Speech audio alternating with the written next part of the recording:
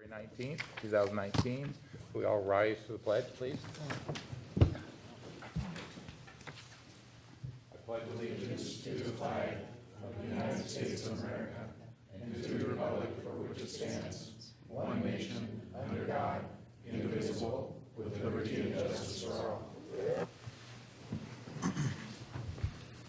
Our agenda item for our study session is the Veterans Tiny Homes Project, and I'll turn it over to our city manager, Jeff Knighton. Thank you very much, Mr. Mayor, members of council, and members of the public. Tonight, I wanted to discuss the draft lease agreement that the council has in front of them. This has been an item of discussion with the council and the community for quite some time, and I think we're getting close to a point where this issue can be resolved. A few of the provisions in the lease agreement that I wanted to go over is we had presented a proposal to Ponza and to Quixote Communities for a $10,000 per year lease for a 30-year term.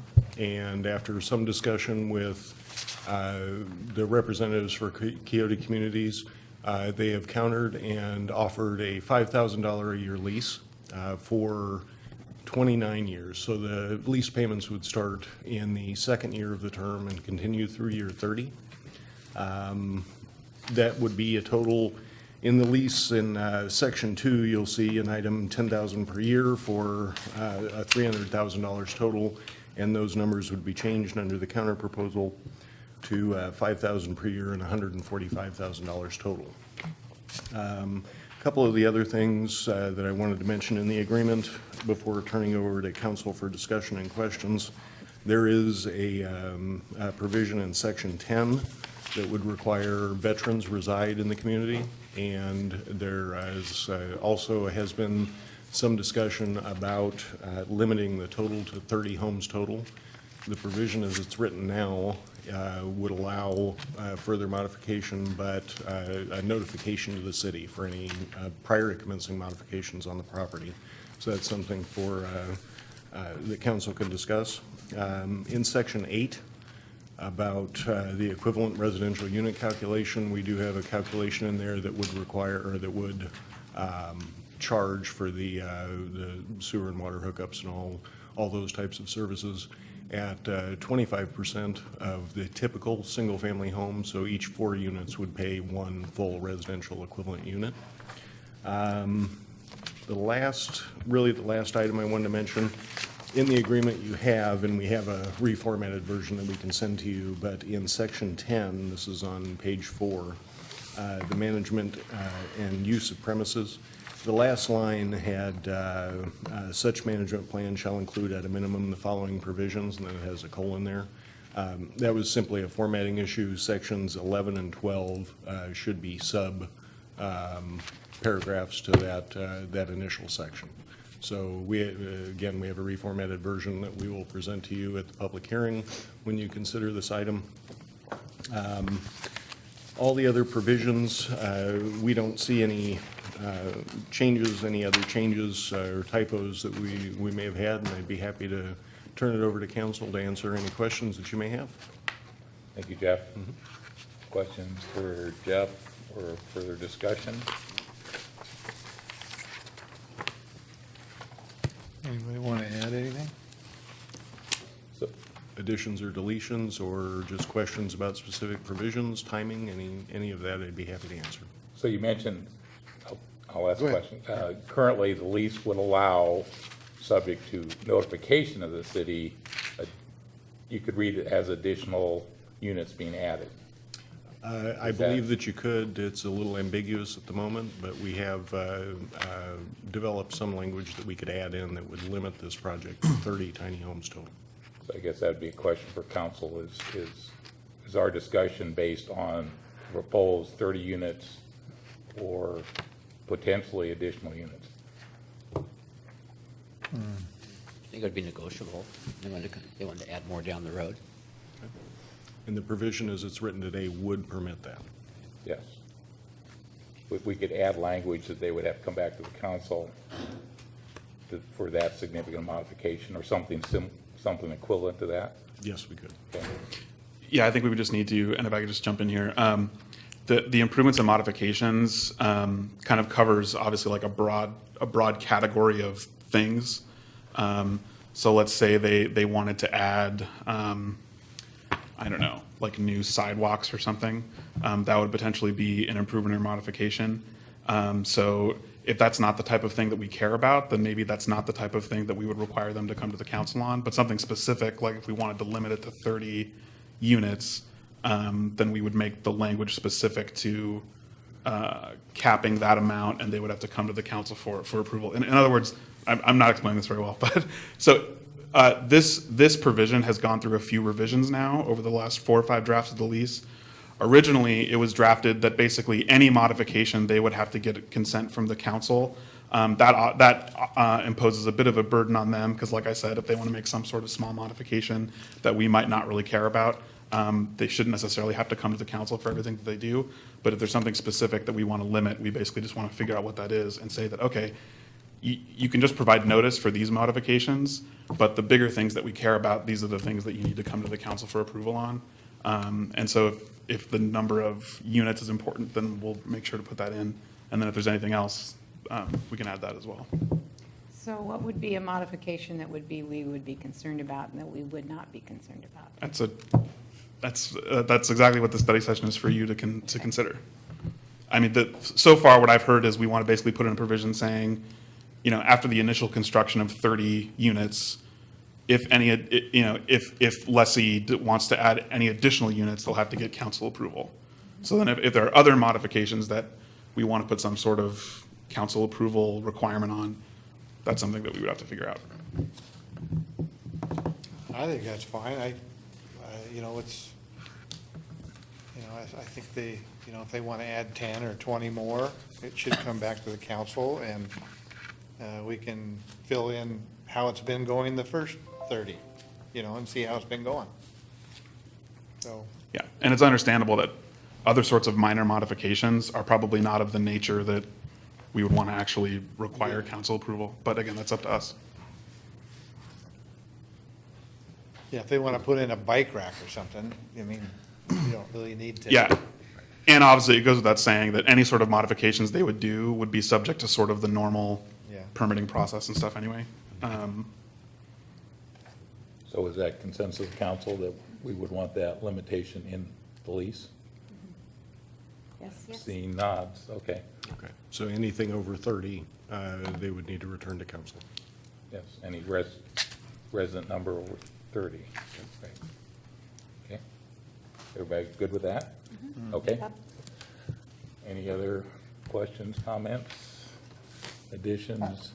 I would just say, I think the fee, the reduction of the fee in here to 25% of the cost of a single-family residence per unit, because you're looking at a studio apartment, that, I think that is realistic and a fair, and I think that's a good thing to have in there. And just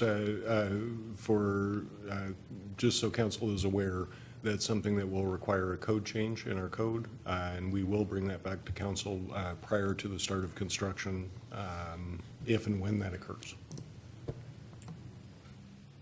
Follow-up question on that. Will that set precedents for other people building, if not similar, at least a lower size house?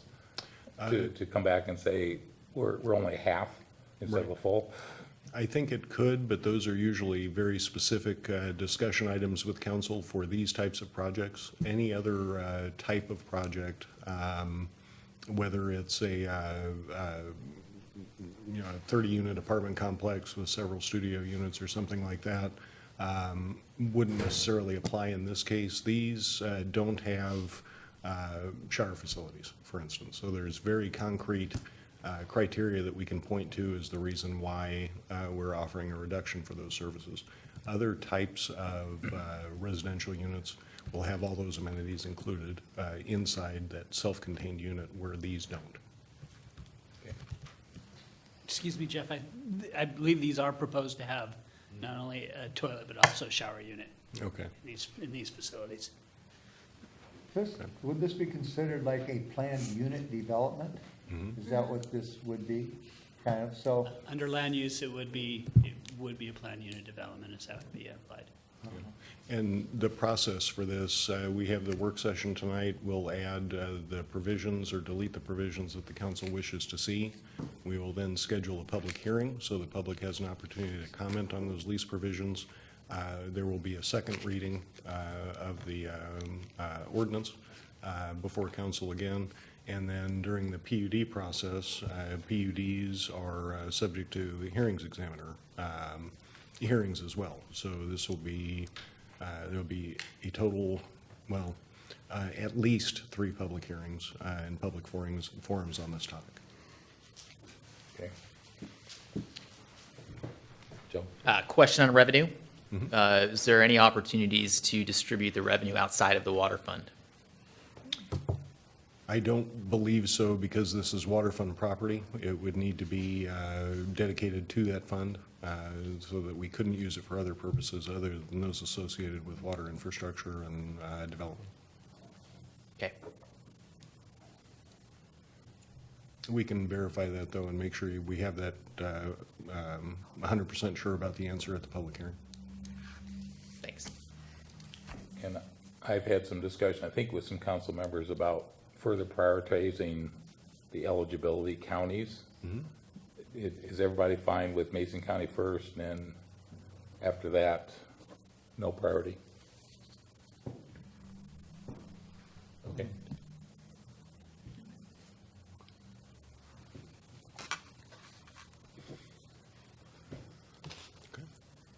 Could you, one more thing, could you explain that, the 12% per annum, down there, just, it's in number 13, about premises, corrections.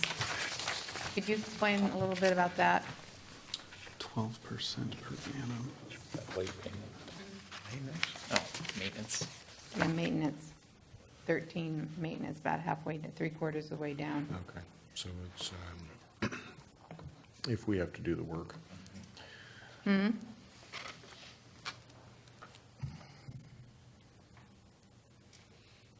In the event the lessee fails. So this provision basically requires the lessee to perform maintenance on the premises. And that provision essentially says that if they don't, then the city's entitled to enter the premises to perform that maintenance. And then we can basically charge them interest Okay, on whatever they owe us for whatever maintenance that we have to do. all right. I don't expect this provision to come into play, but No, I wanted to. it is nevertheless there. Clear. Yeah. Okay, thank you. Maintenance. Mowing grass, shoveling snow, maintenance, or utility maintenance, Painting. physical repairing, structural yeah. maintenance. Do we need to be more specific on that? Because especially mean, after this the- last week. I mean, the So, the whole section 13 describes the type of maintenance that they're required to do. okay.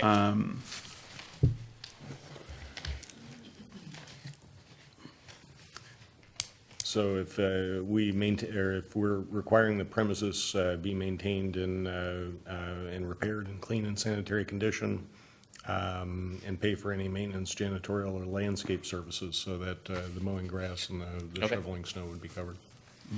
Yeah, it's a pretty broad definition, Yep. and it does, and that provision does require that we provide them notice first, obviously. So Sure. we're not just gonna, Show up and show up start mowing and grass. start mowing grass and then charge Okay. them. We would let them know, like, and I doubt we would let them know about something like mowing. Although maybe we would. I don't know. If the grass really gets out of control, we might. But yeah. Just wanted to make sure. And then question on the access that came up at our meeting at Christmas Village. And then lighting on the walkway, that will be addressed later on in the process during the. During the development process, during the PUD, planning unit development discussions, application, and then eventual hearing with the hearings examiner, the access can be discussed and designed then, as well as the lighting requirements on the pathway and interior of the site. have to be in compliance with our engineering standards. And I believe Craig has a little bit of information on the lighting requirements now, if you'd like to go a little bit more in depth with that. Might just summarize it, Craig, if you can. There are illumination on the street portion, and within our standard, I'm not sure there's really a mechanism to require any additional lighting in that area on 13th Street, especially, well, if the entrance is somewhere in the Christmas Village type area across from their entrance.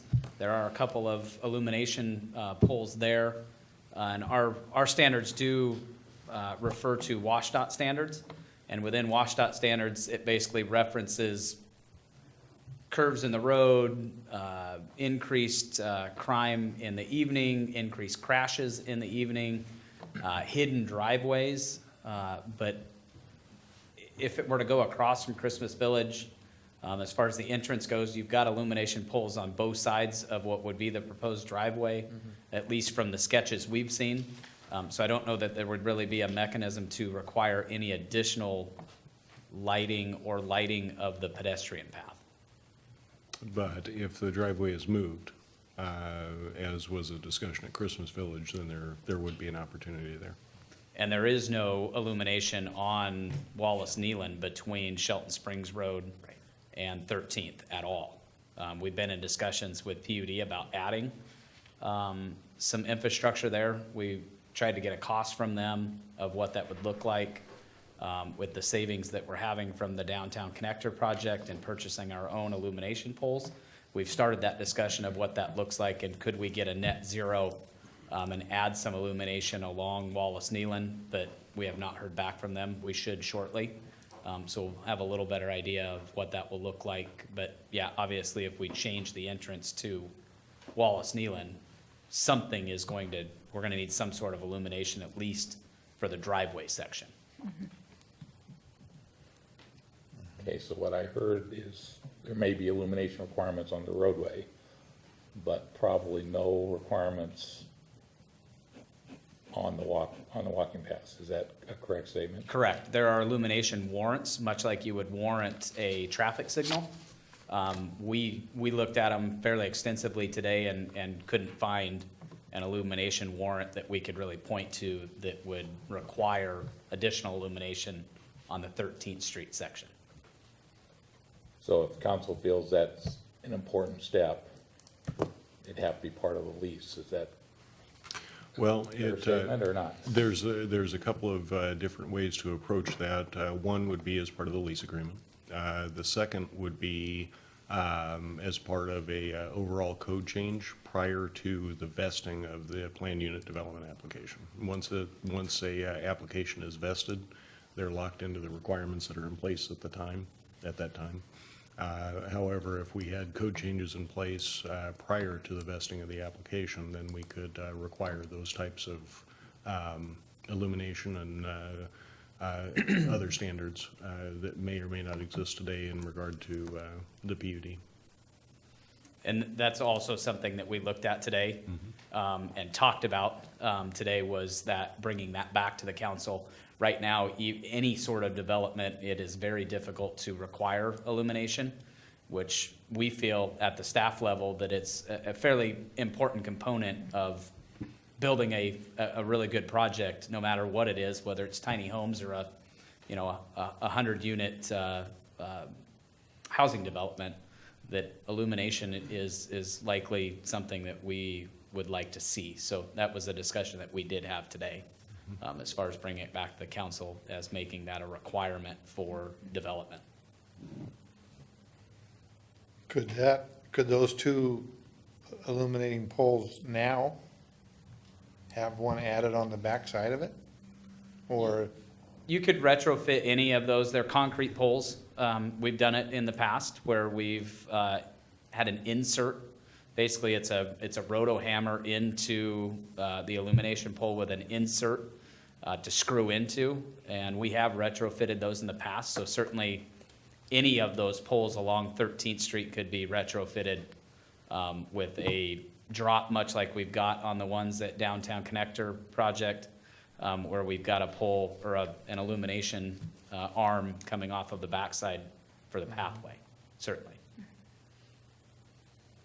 Craig, at one point, I thought you made the comment that would be almost less cost-effective than putting a new string of poles. Is that my memory failing me, or? We had a discussion at one time of if we were going to have illumination poles on Wallace Nealon, that it would likely be cheaper to just move the existing poles that we have, order poles that could have the dual arms on them.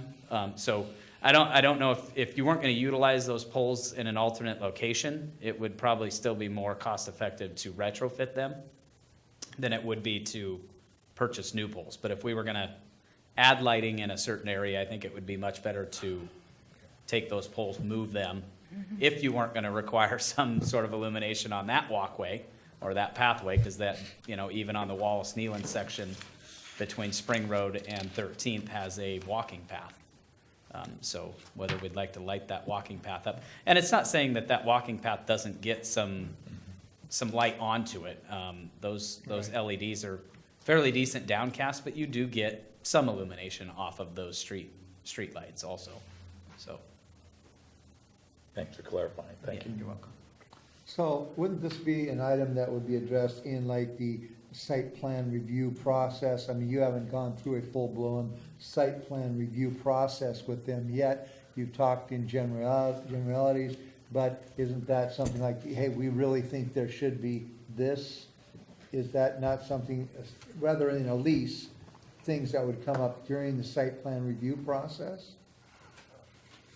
It did in my Potentially, world. yeah. Y'all did that in my world. Certainly, it could be something that community development addresses through that site plan review. That's how it usually happens with a small developer when he's doing a project. You guys have some ideas, suggestions. With direction from the council, we can certainly bring that to the table. Is that, Yeah, so the way I picture this is we can start working on some code modifications as necessary, not only for this project, but code modifications for developments citywide that would apply everywhere. And there's several ideas that I can talk with council about that would meet your ideas of what the city would look like in the future. And we can bring those to you and then have those codified and adopted by the council prior to the vesting of the tiny homes applications and other applications that are coming in the door. Okay. Just for my curiosity, do we have consensus on the council that would be an important requirement or not? Additional lighting on the pathway? I think it's important.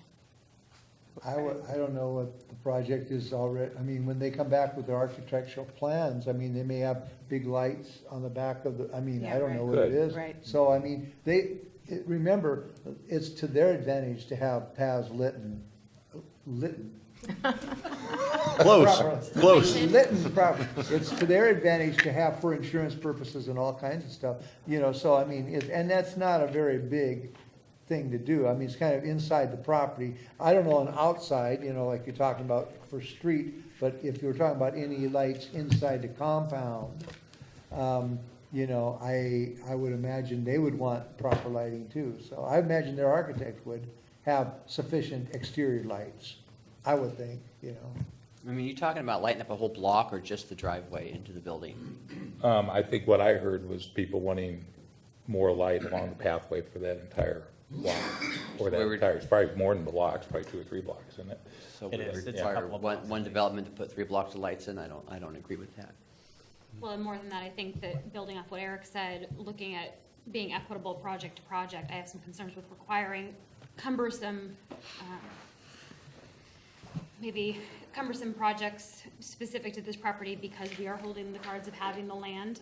And certainly, I think that there's some balance on that, but I don't think that it's reasonable to ask them to do up extraordinarily above and beyond what we would require of any other planned unit development. Being PUD, of course, there is some give and take to begin with, but I think we have to be thoughtful about how that sits as far as being equitable across projects.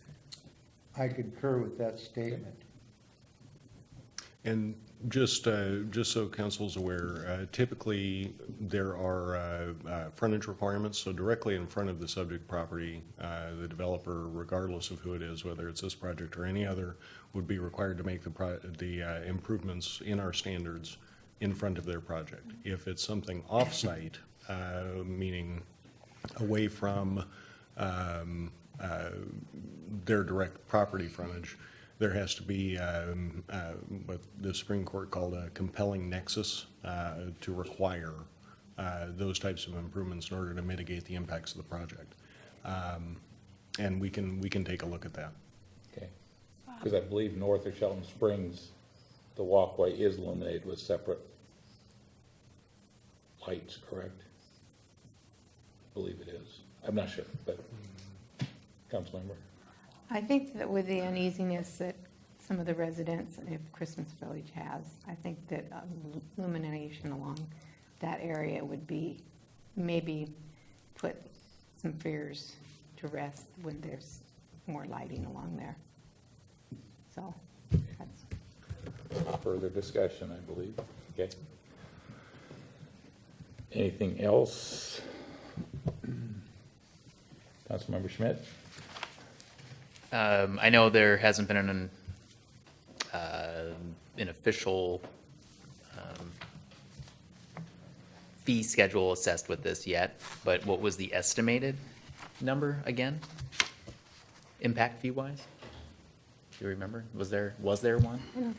An estimate? Including traffic impact fees? Correct. And if it's a stretch, don't worry about it. It was just, I'm trying to write up some numbers here. We can certainly get you that information if we don't have it tonight. Site plan review is 1,500.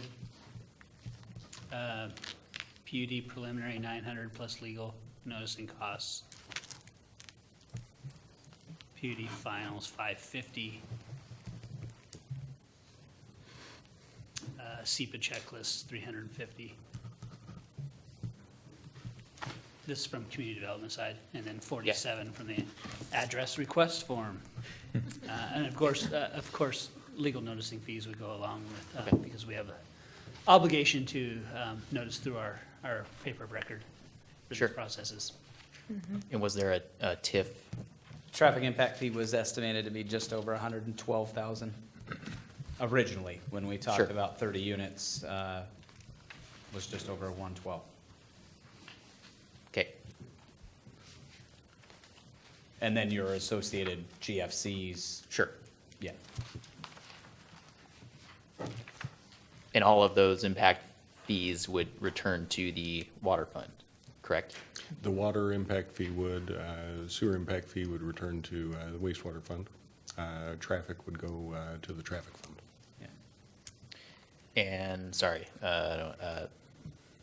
any of the funds expended, I just want to make this clear, make sure this is a clear understanding in my head. So any of the funds the city needs to expend in preparation and/or finalization of the lease, preparation of the property to be leased, whatever that may be, if that may turn into anything, is that also to be expended from the water fund? Or is that expended from the individual general fund from Public Works? Like if we had to move material or whatever. So the water fund would pay for the water infrastructure, and it's the same for each of the funds. Traffic impact fees would pay for traffic infrastructure, at least part of it. The other associated costs would come from our general fund and/or permit fees. Okay. So that, can I ask a Yeah. clarification on that? Yeah, go ahead. So if we had to move some of those stockpiles up there, at city expense, that would be a general fund, that would not be a road fund expense? Depending on how, what those items are for, and I would imagine they are, what, base layer, or could they be associated with traffic impacts? All of the departments, whether it be backfill material, ditch backfill, subgrade material for a roadway, any of those materials would be used for any department, whether it be water, sewer, storm, Okay. or transportation. So we would take a percentage of those, and we could charge the costs to each fund as long as there is a direct impact for what those materials are being used for. And the cost of moving those materials and finding a new location was one of the reasons we were looking at the lease fee to begin with, so that the city is at least made somewhat whole by the lease payment. Yeah, and if I could follow up, and that was kind of my initial question of the revenues coming back to the water fund and not necessarily making the situation whole again down the road. Yeah, it would be interesting to know if there is a way that we could either specifically move those funds, that revenue, into a specific fund that is to deal with this project, and or just put it in the general fund so we can allocate those out. And I know Terry's nodding her head no, but you see maybe my point in, it's, we end up playing the shell game with the bank accounts, and that's not, yeah. I think with Director Gregory's help, we can get those percentages as close as possible. Sure. And make those, allocate the cost to those funds as appropriate. And much like Jeff just mentioned, the way we've done it in the past is like the Public Works shop area is owned by the water utility. So any improvements done to that site are paid exclusively by the water fund, but then are recovered through IDC, an indirect cost, that all of the other departments that are utilizing that facility pay the water fund for. So basically, the water fund is the landlord, and then any associated costs to that facility are paid by the individual department. So much like the same thing Jeff is explaining, any of those things that would be, they're basically paying for this laydown yard, they own it, so any improvements would be paid by them, but then recovered through an indirect cost to each associated user. Simple. That's Terry's world, super simple.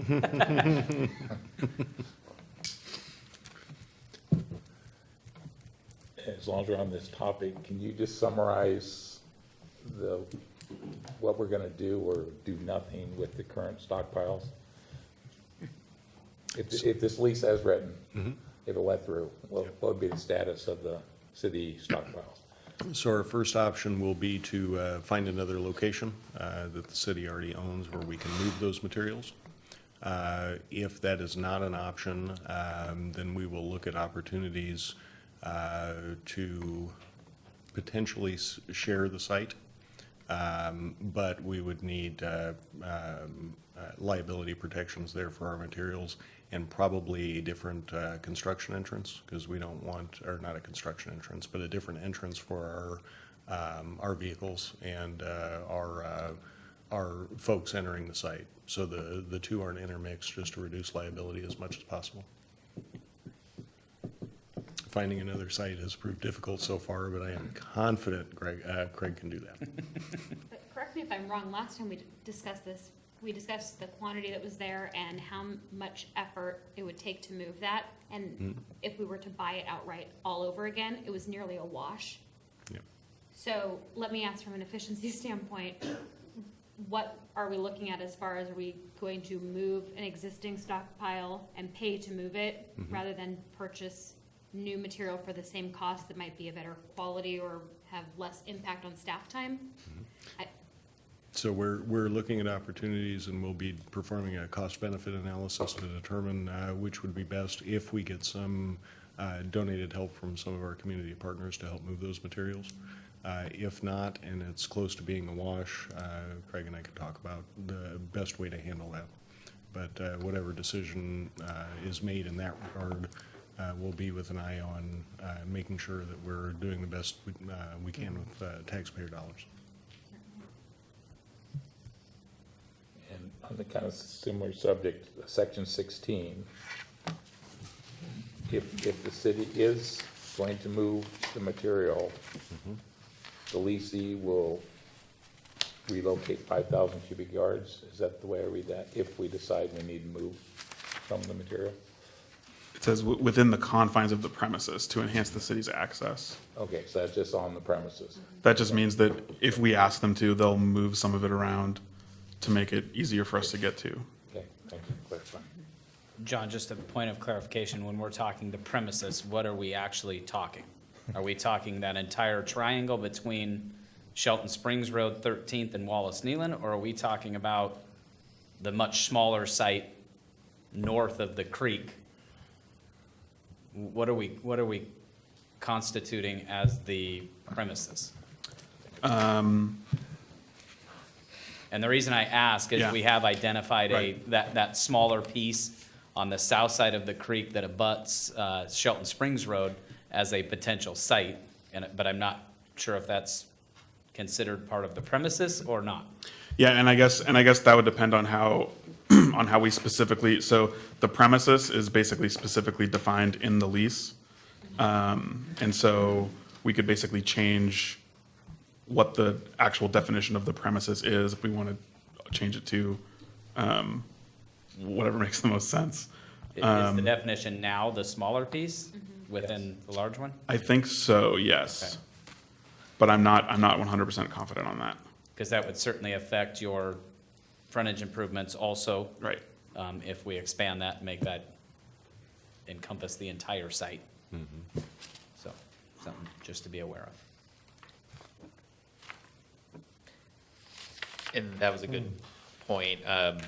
The piece of property related to this lease agreement should be the piece of property that's being utilized for the project and not any excess. So does that work with what has been surplus thus far, that particular parcel, or does that need to be actually kind of carved out within that? I don't know how that. So if we were to limit the premises to just the area that is considered for the project, then the remaining portion of that parcel would still be surplus land, but there is nothing that requires we put it on the market. There's nothing that requires we do anything with it. Right. It's just available to be sold, but you don't have to.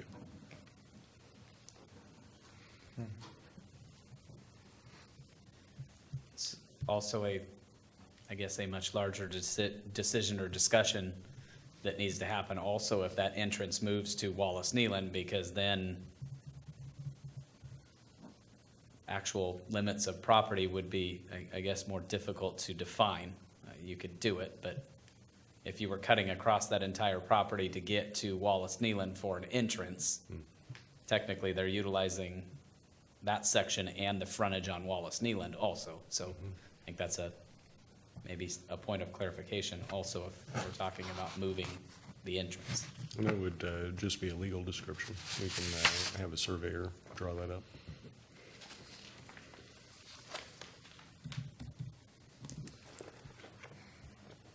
Anything else? So really, the only modification we made in the lease was adding some limitation on what modifications could be completed. That's what I've heard from council, and I wanted to confirm that before the study session was over, is that there language added to section 7 to limit the project to a common building, a single common building and 30 tiny homes. Any future modifications that would add additional residential units and/or common buildings must come back to council for approval. But that other improvements, the couple of examples John mentioned, like adding a piece of walkway or something like that, a bike rack, that would not have to come back to council for approval, but would have to go through the typical permitting process with the city. Correct. We're not gonna ask them to come to us to put a storage shed up though, right? Permitting, yeah. No, I'm talking if you go to Lumberman's and buy a shed, you're not gonna require them to come to us for that. typically, anything under 120 square feet doesn't require, is it 200? Okay. So anything under 200 square feet wouldn't require a permit anyway. So that's not something that we would require to come back to council, I don't think. Yeah, and I think we would specify like additional residential units or something like that to make it clear. Yeah. You mentioned a sidewalk. Did you mention a sidewalk would be an improvement? That would have to be brought back. Under the language now, but under the proposed language, it would not. Well, under the language now, it wouldn't. So right now, there's nothing, right now, the lease doesn't require them to come back to the council at all for any sort of improvement. It just requires that they give notice. So they would basically just say, hey, just FYI, we're gonna, build a statue or whatever. So we're basically gonna add a requirement that they still provide notice for improvements, but then they would have to get council approval for specifically for additional residential units beyond the initial 30. That's at least my understanding from the discussion tonight. That's correct, I believe. Is everybody good with that? Okay. So my intentions are to schedule a public hearing for the lease agreement on your March 19th agenda. And then a follow-up on the first April meeting, I'm not sure what the date is at this point, for a second reading. I'm just gonna take this opportunity to ask Mike, anything you wanna comment on before we get further down the road and then have to come back? No, I like the conversation. I think that the conversation about the fill material, there's lots of moving parts there, and we're happy to work with the city on whatever they need. There's room to store that material on site and still build a village and not have to shuttle it twice until we decide what we want to do. So I don't know that we need to worry about that. I think I just need to meet with maybe Craig and figure out what the specific language is for the actual portion of the premises that we're gonna lease. Because I think part of the problem is we surplus this whole big chunk, but they're not using all of it for the project. And so we don't have to lease the whole thing. We can lease a smaller portion of it. We just have to figure out what makes the most sense for the parties, so. We certainly don't need the whole thing, and if the city has an opportunity to sell the stuff south of Shelton Creek, I would encourage them to do that, because it's more revenue for the city, so. Not on your parcel alone with the 30 units, in 10 years down the road, you want to add 20 more units, is your parcel going to be big enough for that? We might build them on top of that pile. A few lots, huh? Okay. Anything else on the lease? Well, Okay. I guess. Go ahead, Councilman. Just what these two gentlemen were talking about. If a city doesn't have immediate use for some property right next to these 30 units, and if they need, or, are good neighbors, which we believe they are going to be, then I would easily think that we should now make the lease accommodate the possibility of maybe a 20-unit expansion. So if we, and just because you pile dirt on it doesn't mean that dirt can be moved or whatever later. But I definitely am a little confused about the amount of property. If we're gonna lease them property, I would think it'd be prudent to lease them the amount they need for the clubhouse and the 30, and the possibility of another 20 units. Is that? So, yeah, it's a good thought, and I appreciate what you're saying. There is sort of a magic recipe that is around 30 or 35 units for the supportive housing model seems to work well when you have a community of that size. If you try and just add 20 more houses with only 2 staff and 1 community center and so on and so on, it really, I don't know if it's scalable that way. So we may say, let's do 30, let's celebrate the success of that village, and if we like the way it's going, maybe we'll find another location for another one. But I wouldn't just tack 20 more houses. Okay, to this. that's good information. I hadn't heard that before, but makes sense, Huh. Okay. Okay, anything else? Okay, we're gonna adjourn the study session, and we'll be back for a regular meeting at 6 o'clock.